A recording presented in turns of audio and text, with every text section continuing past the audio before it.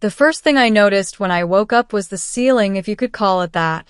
It shimmered like liquid glass, flowing with faint constellations that rearranged themselves every few seconds. The air smelled clean, metallic, and faintly sweet, like rain mixed with electricity.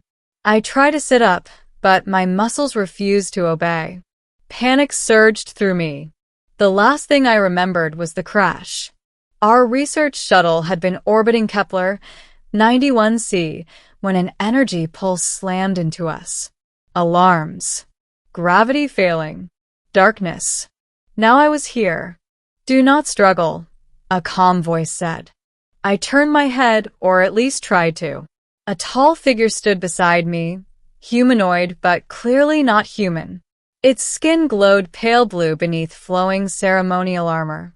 Multiple golden eyes studied me with unnerving patience. "Where am I?" I croaked. "You are within the citadel of Lyrath," the being replied. "You were chosen." Chosen. That word echoed like a death sentence. Before I could ask more, the floor beneath me hummed. Lights surged upward, lifting my body effortlessly. I was carried through vast halls carved from crystal and starlight, passing towering statues of beings that looked half divine, half alien. Then the doors opened, and I saw her. She stood at the center of the throne chamber, illuminated by a shaft of radiant energy descending from the ceiling. Her skin shimmered like moonlit silver, her long hair floating as if gravity had no claim over it. Her eyes, violet and impossibly deep, locked onto mine the moment I entered. The entire room fell silent. This was no ordinary alien. This was royalty. The alien princess stepped forward, her presence commanding the room without a single word. Nobles bowed. Warriors knelt. Even the towering guards lowered their weapons. She raised her hand. "I need a husband," she said. The words echoed through the chamber, translated directly into my mind. Then she lifted her finger and pointed at me. Middle, the choice I didn't make. The chamber erupted into chaos.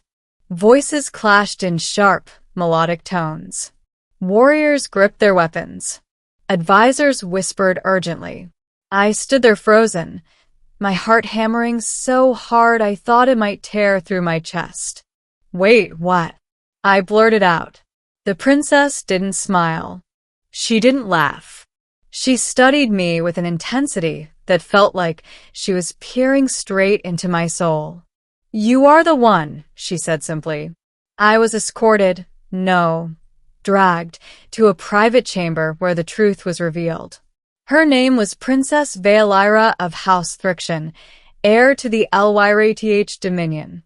For generations, her people had ruled through a balance of logic, strength, and something they called resonance, a rare bond that could only exist between two compatible beings. That bond was failing. Vaelira's power was growing unstable. Without a bonded consort, her energy would tear her apart, or worse, fracture the dominion itself. The bond could not be forced. It had to be chosen by ancient technology older than their empire. That technology had scanned the galaxy and chosen me. "I am human," I protested. "I don't belong here. I didn't agree to this." Vaelira turned away, her voice suddenly quiet. "Neither did I." Days passed. I learned their language, their customs, their fears, and I learned her. Vaelira wasn't cold or arrogant like I'd assumed. She was burdened, trapped by duty. Every smile cost her something. Every decision weighed millions of lives. At night, the palace trembled with energy surges radiating from her chambers. The scientists warned that her condition was worsening.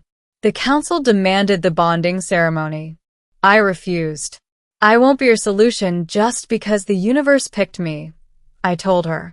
She looked at me then, not as a princess, but as a woman standing at the edge of oblivion.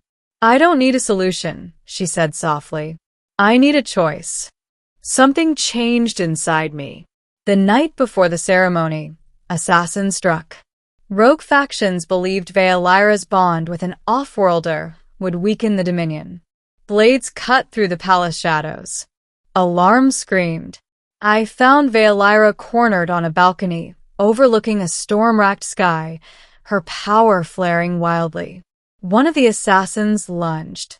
I didn't think. I stepped in front of her. The blade pierced my side.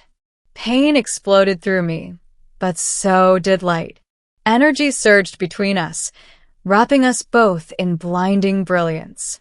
The assassins were thrown back, as if struck by a god. Veolyra caught me as I fell. The bond had activated. Not by command, but by choice. Ending the bond beyond stars. I should have died. The wound was fatal by human standards. I felt myself slipping, consciousness fading like a dying star. But Veolyra refused to let go. She pressed her forehead to mine, her tears glowing as they fell. Do not leave me, she whispered. Not after choosing me. Energy flooded my body. Alien, overwhelming, terrifying. I screamed as my cells burned and reformed, reshaped by forces beyond science. Every memory, every fear, every doubt felt exposed. Then silence. I woke to sunlight filtering through crystal windows. I was alive. Not entirely human anymore, but alive. The council stood before us days later as Veolyra held my hand openly, defiantly. The bond is complete, she declared. Not by tradition, not by demand, but by mutual will. There was no arguing with the proof. My presence stabilized her power. Her energy sustained my altered physiology. We were, in every sense, intertwined. The Dominion changed.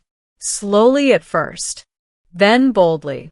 For the first time, an outsider stood beside the throne, not as a subject, but as an equal. Trade routes opened. Alliances formed. Humanity was no longer a distant curiosity, but a recognized force among the stars. And Veolyra, she laughed more. She slept without nightmares. She lived. Years later, standing on the same balcony where everything had almost ended, she leaned against me, gazing at the endless cosmos. You know, she said, her voice playful, I pointed at you because the technology chose you. I raised an eyebrow. Only because of that. She smiled, soft, real, and entirely hers. No, she admitted, because when I saw you, I hoped. I took her hand, feeling the familiar hum of the bond between us, a reminder that destiny wasn't about fate alone. Sometimes it was about standing your ground. Sometimes it was about choosing someone when the universe gave you no easy answers. And sometimes, when an alien princess says she needs a husband and points at you, the bravest thing you can do is say yes.